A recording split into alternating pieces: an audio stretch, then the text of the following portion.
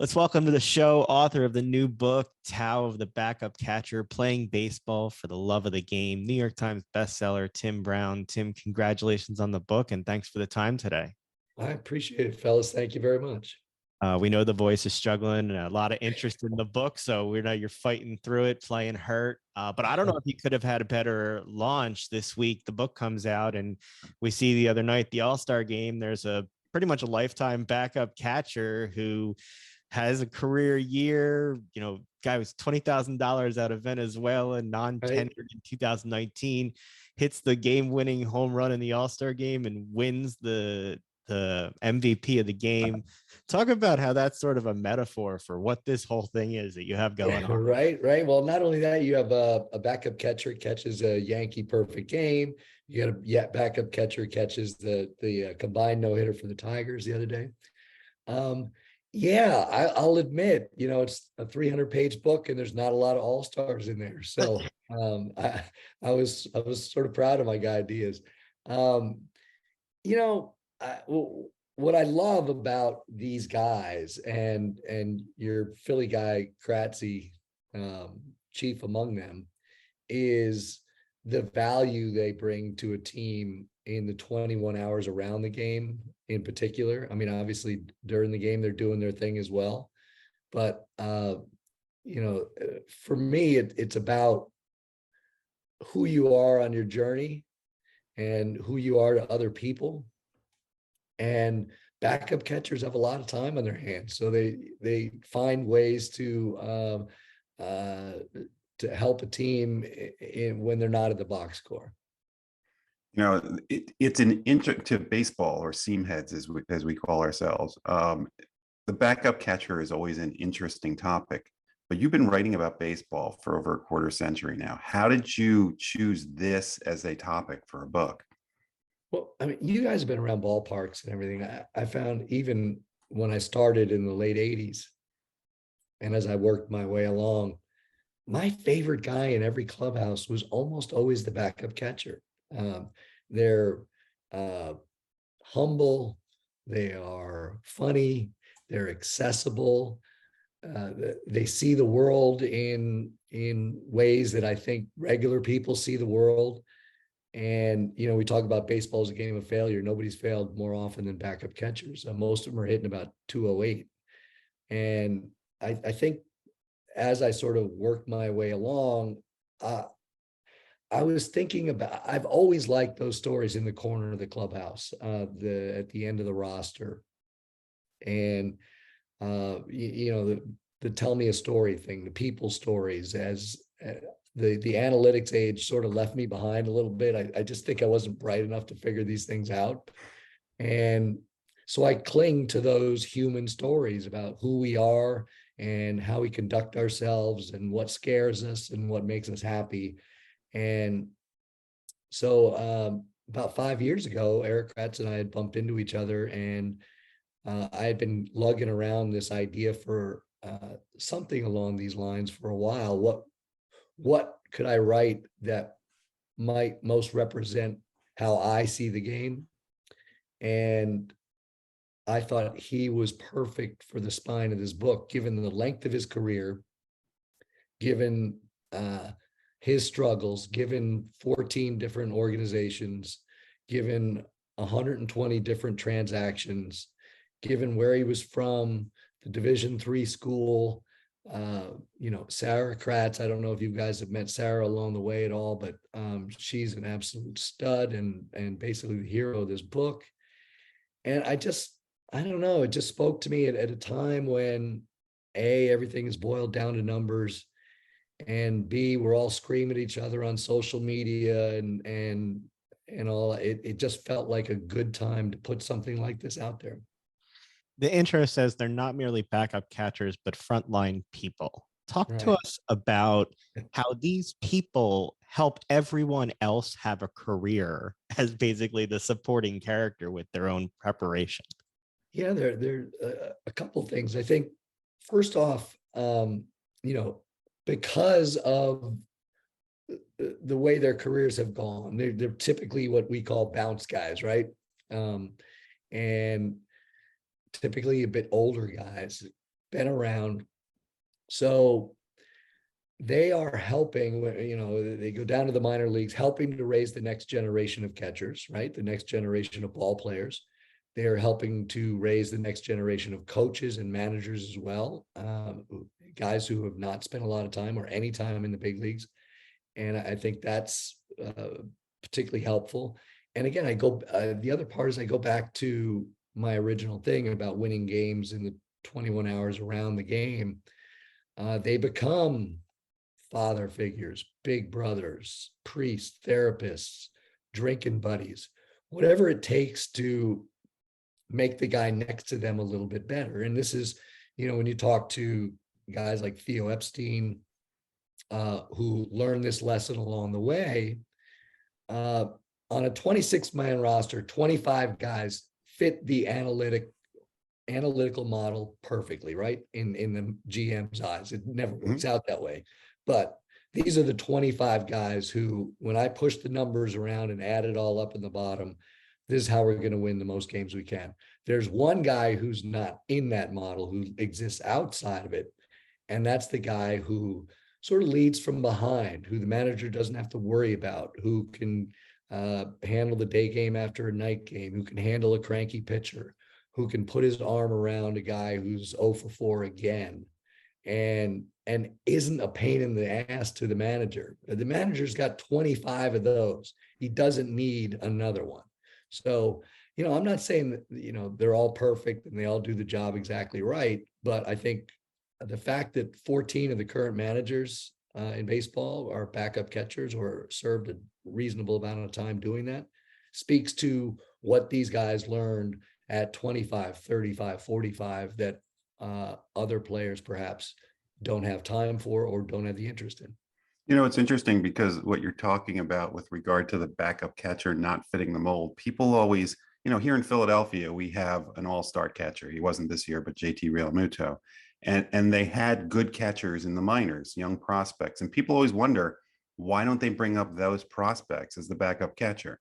Here, instead of bringing up Marchand and then trading Logan O'Hoppe, they brought in Garrett Stubbs, which people kind of went, well, why? But we've talked to Garrett Stubbs, and he fits exactly what you're talking about. I don't know if you've run across him, but he fits that. You don't have to worry about him. And he's the good guy in the clubhouse. He's the guy that comes up with the songs and can deal with the pitchers. What is it about that mentality that they're able to do that and survive so long in the major leagues? That's such a great question, because one of the interesting topics I tried to take on in the book is whether these guys are born or bred. Do you have to be the guy before you become the backup catcher? Or are you the backup catcher and therefore become the guy? And I think it depends on the individual. My guess is, just from what little I know about Garrett, and I did see a lot of him during the postseason last year, he obviously a great athlete. And I will, as an aside, people complain about players who they think suck or whatever. And I remember always reminding myself that the last guy on the worst roster in baseball probably has a street named after him somewhere in Ohio. This is the best athletes ever come out of there. But Garrett struck me as a guy who's just a great athlete and a really good human being, a guy who likes life, and that sort of thing. Maybe he's not a leader of a more veteran team.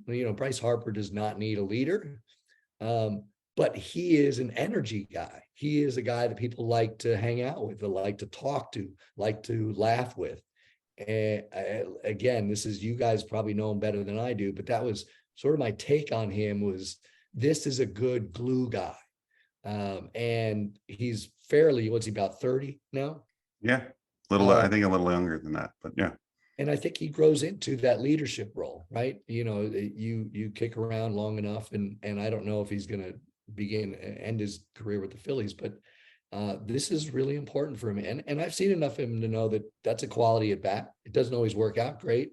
And there's a great conversation to be had about whether hitting 209, say, which is Erik Kratz's lifetime batting average, while playing once a week, is not a borderline superhuman feat. That's hard. Yeah.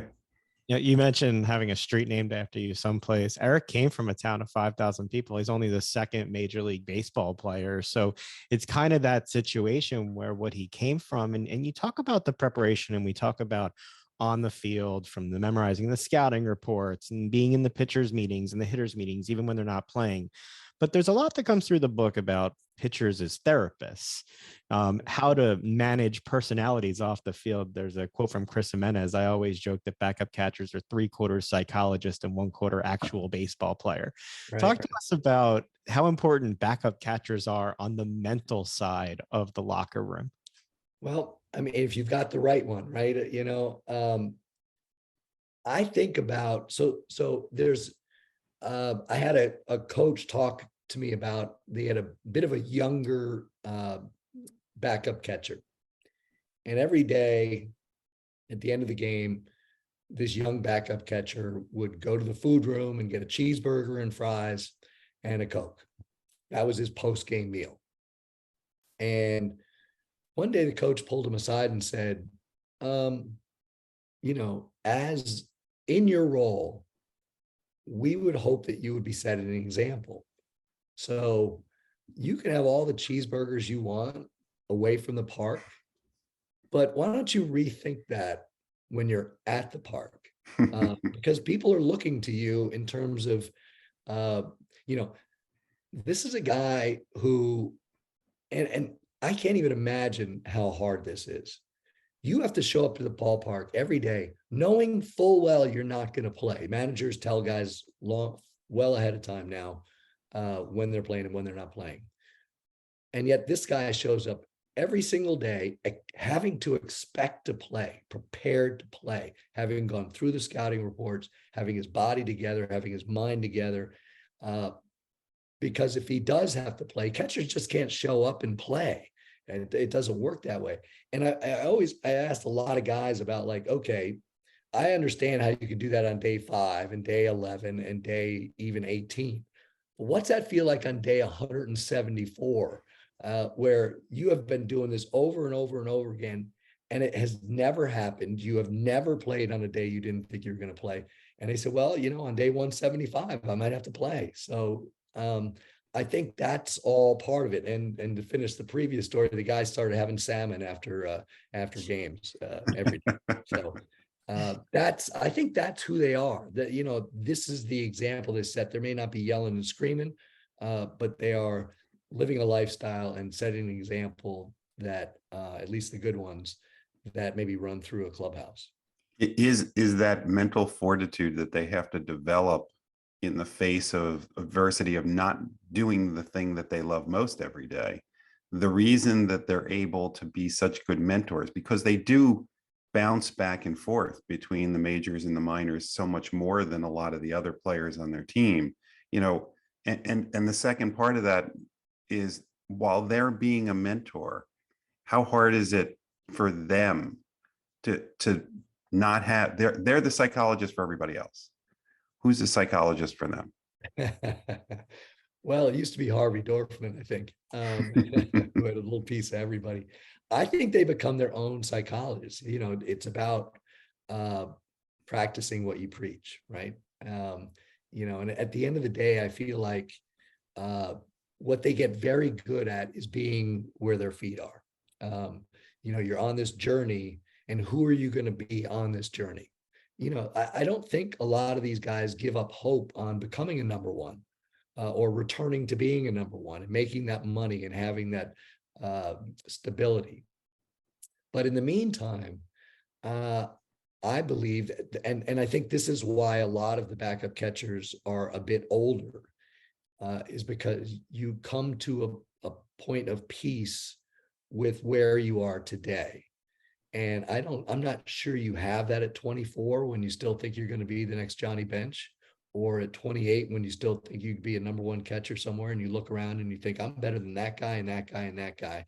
But at some point, I was in AA or AAA, and some coach or GM or roving guy decided that I was not a very good hitter.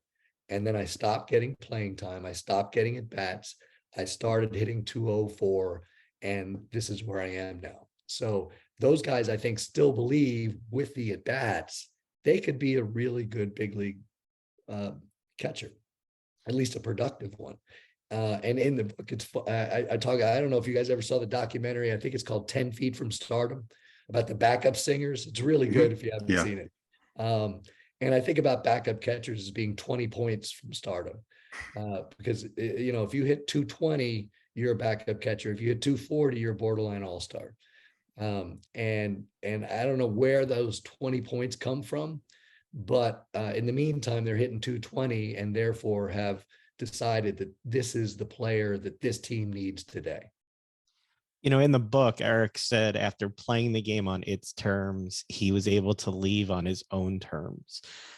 I found it interesting. He kind of started the book at the end of his journey, where it was his retirement, and reflecting both on the lessons that he learned from his dad, crossed with the lessons he was trying to impart on his children as he was walking away. Can you just talk a little bit about that as the spine of the story there? Just in terms of the Kratz end of it, or Yeah, just how that, I found it interesting that he was basically revisiting the wisdom that his father gave him and kind of imparting it on his children as he was moving on to the next step himself, basically being a psychologist for his children, just like he did for the players, while dealing with his own kind of mortality in the game. right. I think some of the real beauty of the Kratz story, sorry, and the relationship with Sarah, and they had the kids so young, was that it forced them to grow up, and sort of take these things head on and think about the responsibilities of having a family. And I think Erik, he was also 40 years old, amazingly, was able to stay around the game for that long. And I don't know, I feel like, look, early in his career, he fought the fight as hard as anybody. He was bitter, he was angry, he nearly quit several times. He was probably told to quit more often than that. And if you just leave that stuff there, and it doesn't become part of your learning experience, and where you arrive, we're talking about this journey, where you arrive at the end of this particular journey, then it's all been meaningless. And I think if you don't hand it to your boys, Erik is now coaching the high school team that he played for, and his son is on that team. And so it just keeps going round and round. And I think that, by the time Erik walked off that field in San Diego, to your point, I think he was ready to impart that wisdom on his own children. And similar to the way his dad would say, work like somebody's watching.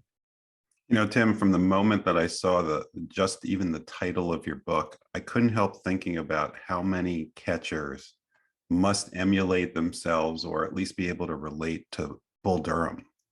Have you run across that with catchers? Is them being able to relate to that character more than any character in a movie? It's funny you bring it up. Such a romantic version of it, right? Right.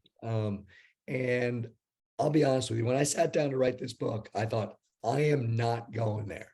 I said, other people can draw the conclusions. It's too easy. Everyone's going to go there on their own anyway. And then I think somewhere right in the middle of it, Joe Madden dropped a really good, what I thought was a really good quote with Bull Durham right in the middle of it. And I said, you know what? All right, I'll give Joe the one hat tip to Bull Durham.